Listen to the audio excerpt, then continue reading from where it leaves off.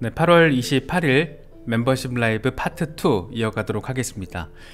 이게 지금 24시간 차트 흐름인데 좀 아쉽죠? 좀 아쉽게 지금 XRP가 지지세를 온전히 확보를 하지 못하고 있습니다.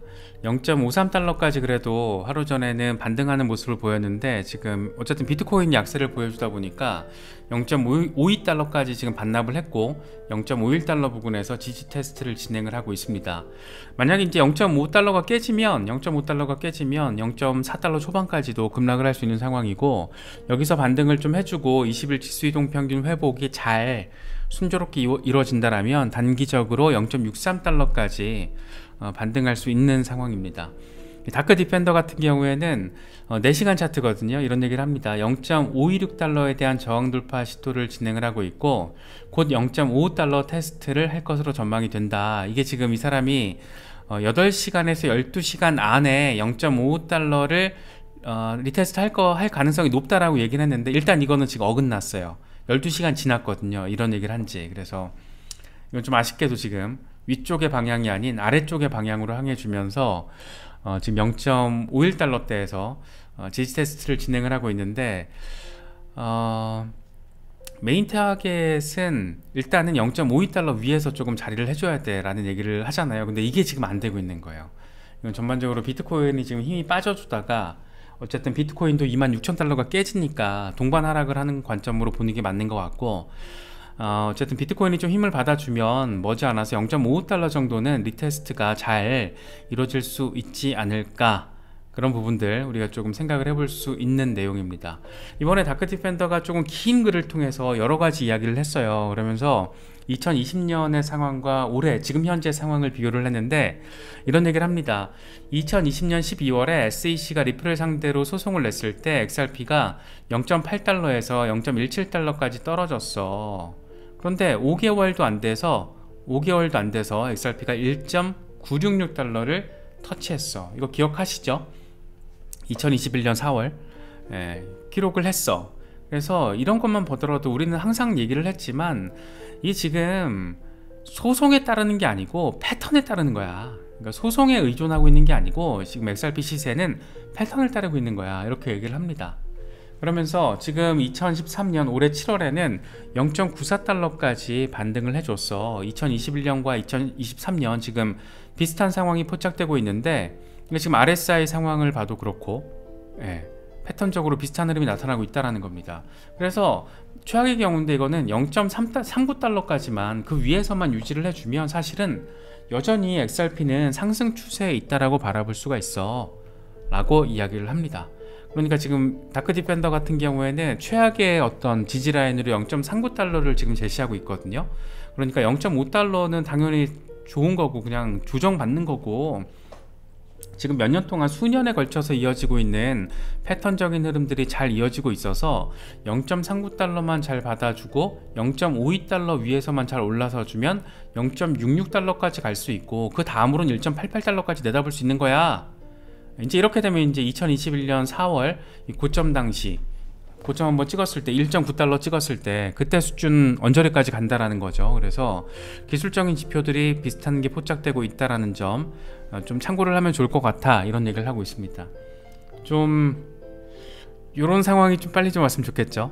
우리 모두의 바람이 아닐까 싶습니다.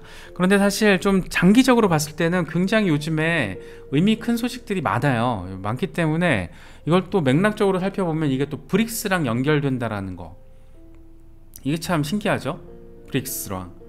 그래서 마스터카드가 최근에 CBDC 파트너를 선정을 하면서 컨센시스, 파이어블록스, 하이페리온, 아이데미아 그리고 리플 등등을 주요 크립토 기업들을 이렇게 파트너 기업으로 선정을 했습니다. CBDC 파트너예요. 그러니까 마스터카드도 언젠가 CBDC 시대가 본격화가 된다라면 그때 그 수수료 같은 거 우리가 다 헤쳐먹을 거야, 뭐 이런 지금 준비를 하고 있는 거죠. 그러면서 지금 굉장히 브랜드 네임이 강력한 크립토 블록체인 기업들을 지금 파트너십으로 다 이렇게 끌어들인 겁니다.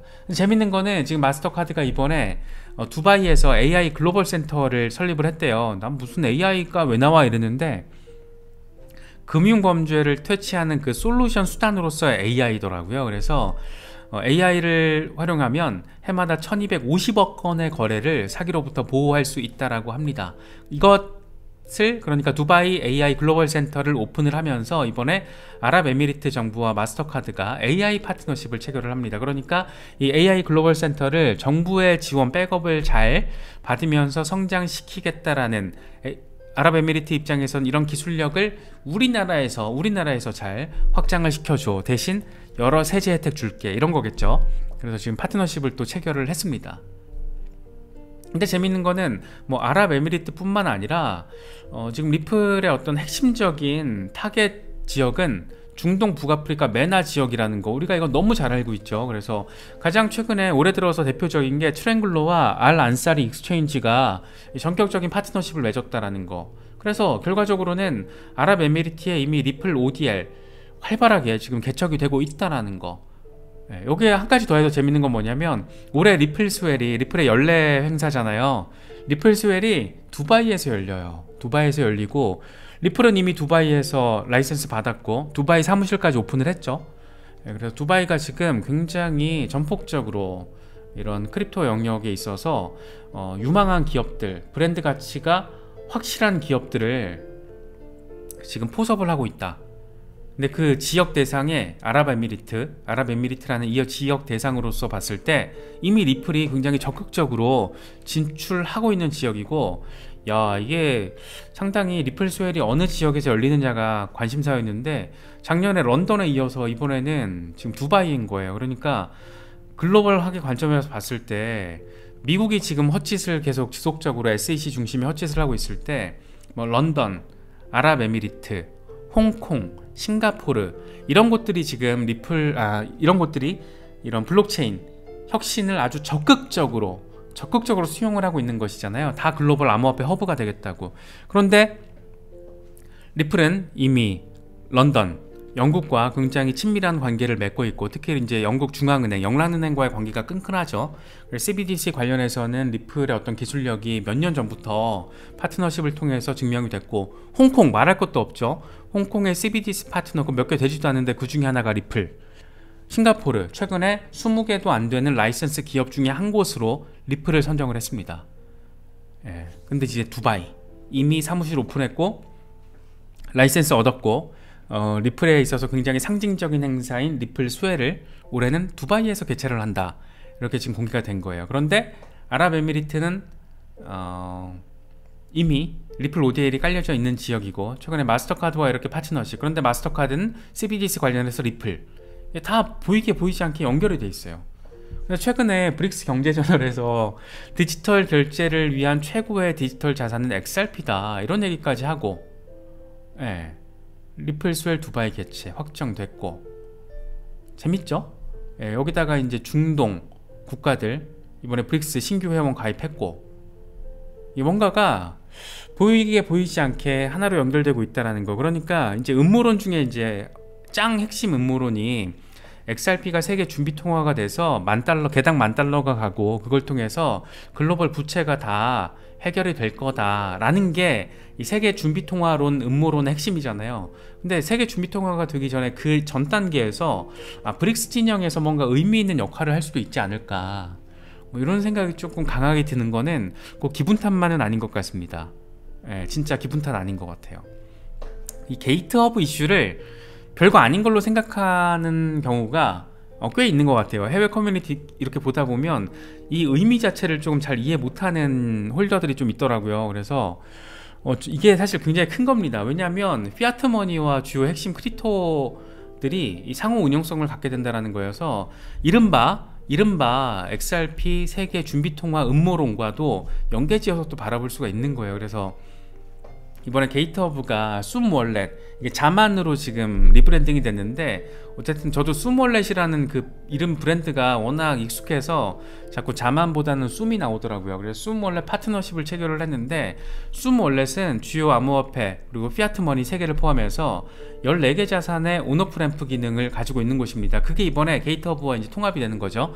온램프는 법정화폐를 암호화폐로 뚱 하고 바꾸는 거고, 오프램프는 암호화폐를 법정화폐로 뚱 하고 바꾸는 건데, 그 뚱의 역할을 XRP가 해주는 거잖아요. 순간적으로 뚱 하고 바꿔주는 거. 그래서 온오프램프 이제 뚱 생각하시면 돼요. 온오프램프 나오면 뚱 하고 바꿔주는 거 XRP, 이런 생각을 하시면 되는 건데, 지금 수몰렛이 지원을 하고 있는 온오프램프 뚱 이 자산이 지금 14개란 말이에요. 법정화폐가 유로, 달러, 그리고 파운드. 그러니까 주요 핵심적인 피아트 머니가 지금 들어가 있는 거고, 암호화폐로서는 비트코인, 비트코인 캐시, 라이트코인, 이더리움, 이더리움 클래식, 송보드 플레어, USDC, 랩드, XRP, 갈라, 대쉬 이런 애들이 들어가 있어요. 중요한 건 뭐냐면 이게 온오프램프가 뚱뚱뚱뚱 하면서 막 이렇게 서로 바뀐다라는 거잖아요. 이걸 조금 전문적인 용어 단어로 사용을 하면 상호 운용성, 이렇게 이제 바라볼 수 있는 건데, 이 상호 운용성이라는 게 피아트 머니와 XRP가 상호 운용성을 갖게 된다는 거는 어느 시점이 되면 스위프트와도 연계지어서 바로 뚱뚱뚱 할 수 있게 되는 상황이 되는 거구나. 그런데 여기에 비트코인, 이더리움 같은 핵심적인 블록체인 프로젝트들과도 상호 운용성이 굉장히 강화될 수 있는 그 토대가 이번에 게이트허브와 숨월렛의 이런 파트너십을 통해서 그 단초 하나 더 추가됐다. 근데 이런 게 이제 앞으로 여러 개가 추가되면 추가될수록 이렇게 뚱뚱뚱뚱뚱 이렇게 XRP로 돈이 막 왔다 갔다 바뀌는 거, 달러와 원화의 뚱뚱, 뭐 비트코인과 이더리움의 뚱뚱, 이런 게 XRP 레저 위에서 온오프램프 방식을 통해서 순식간에, 이게 사실은 지금 스위프트가 하고 있는 건데 이거를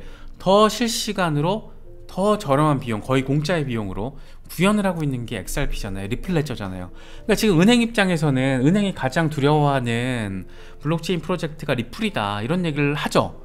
그러니까 거대한 은행들이 뱅크 오브 아메리카나 뭐 뉴욕 멜론 같은 은행들이 리플이랑 뭘 해보려고 자꾸 그러는 게, 마스터카드 같은 굉장히 레거시 금융에서 리플이랑 뭘 해보려고 하는 게 그게 딴 게 아니고, 지금까지 은행의 수익원에 있어서 굉장히 큰 포션을 차지했던 것들, 예를 들어서 해외 송금 비용 이런 거를 지금 리플이 이미 다 밥그릇을 뺏어버린 거예요. 근데 그 뺏는 속도가 굉장히 빠르다라는 거고, 여차하면 밥그릇을 뺏기는 게 아니라 아예 그냥 업 자체가 먹혀버릴 수도 있는, 시간의 흐름에 따라서 그럴 가능성까지 나와주니까 그럴 바에야 그냥 파트너십으로서, 동료로서 가는 거죠. 그러니까 다윗과 골리앗의 싸움이 아니라 그냥 동료로서, 친구로서, 그렇게 가려고 지금 대형 레거시 금융들이, 그래서 리플에 대한 파트너십 이슈가 이렇게 계속 쏟아지고 있는 거는 그런 관점에서 저는 바라볼 수 있다라고 생각을 하고 있습니다. 그래서 결과적으로는 XRP 생태계의 위상이 커지게 되는 거고, 암호화폐 소매 채택 간소화되는 거고, 이렇게 블록체인 상호 운용성이 커지는 거고, 이러면 어떻게 될까요? XRP의 가격이 올라갈 가능성이 높겠죠. 왜냐하면 XRP는 수량은 1000억 개로 정해져 있는데 수요가 그만큼 늘어난다라면 공급은 이제 추가적으로 안 될 거니까 어떻게 된다? 가격은 올라간다. 이게 수요 공급의 기본 원칙인 거잖아요. 그래서 이제 얘기가 나오는 게 이거죠. $10,000,000 세계 준비 통화 가능성. 그래서 이거는 사실 지금 단계에서는 음모론이에요. 음모론이고 희망회로고, 다만 이제 CBDC 시대가 본격화되고 이렇게 온오프램프에서 시작을 해서 스위프트와 비트코인, 이더리움 등 여러 프로젝트들과 하나의 사실상 어떤 흐름을 갖게 되는 뚱뚱뚱의 역사가 된다라면, 그게 현실이 된다라면 이제 CBDC 시대 그 이후에는 뭔가 뭐 $10,000,000까지는 꼭 아니더라도 그 어떤 썸띵 스페셜한 걸 우리가 기대해 볼 수 있지 않나? 이런 생각을 이제 갖게 되는 거죠. 그래서 마크 필립스가 2019년도부터 얘기했던 게, XRP는 1000억 개가 이제 생성이 돼 있고 추가 발행 없다. 그래서 디플레이션이 이미 크진 않지만 이 특성을 가지고 있어, 이런 얘기를 하는 거죠. 그러니까 지금 애크로된 물량까지 다 포함해서 1000억 개. 그래서 만약에 XRP가 $10,000,000로 형성이 될 경우에는 1000억 XRP, 이 1000조 달러의 가치가 되는 거고, 2019년 당시에 글로벌 부채 224조 따위는 그냥 단방에 해결이 되는 거지. 그래서 이런 걸로 그냥 세계 경제가 한번 리셋 된다라는 얘기를 지금 하고 있는 거예요. 근데 물론 이거는 반대 의견들도 많죠. XRP를 지지하지 않은 진영에서 봤을 때는, 아니 근데 그게 왜 꼭 XRP여야 해? 스텔라 루멘일 수도 있고 다른 애들일 수도 있잖아. 뭐 이런 얘기가 반론이 가능한 거죠. 아니면 뭐 비트코인도 라이트닝 네트워크가 더 활발하게, 더 완벽하게 구현된다라면 비트코인이 될 수도 있는 거잖아. 뭐 리저브 커런시로서의 가능성은 제일 더 비트코인이 더 높은 게 아닐까? 이런 반론도 나오고 있는 거죠. 그래서 이거는 철저하게 XRP 어떤 맥시멀리스트의 관점, 강성 홀더의 관점에서 이제 해석이 되는 부분이기 때문에 조금 마일드하게 바라보는 관점에서는 불편하게 들릴 수도 있습니다. 다만 뭐 이런 얘기들 또 생각을 하면서 뭐 멘탈 케어 하면 뭐 좋은 거니까 저는 개인적으로는 그런 관점으로 바라봐도 재미있는 부분이 아닐까 싶어요. 그래서 XRP가 지금 가격은 단기적으로는 굉장히 흐물흐물한 모습을 보이고 있지만, 이렇게 일단 브릭스 진영과의 연계성, 이런 것만 바라보더라도 상당히 의미 있는 흐름들이 지금 지속적으로 포착되고 있기 때문에 이런 부분들 XRP 홀더분들 참고하시면서 멘탈 케어 잘 하시면서 대응도 잘 하시면 더 좋겠다, 뭐 이런 생각이 듭니다.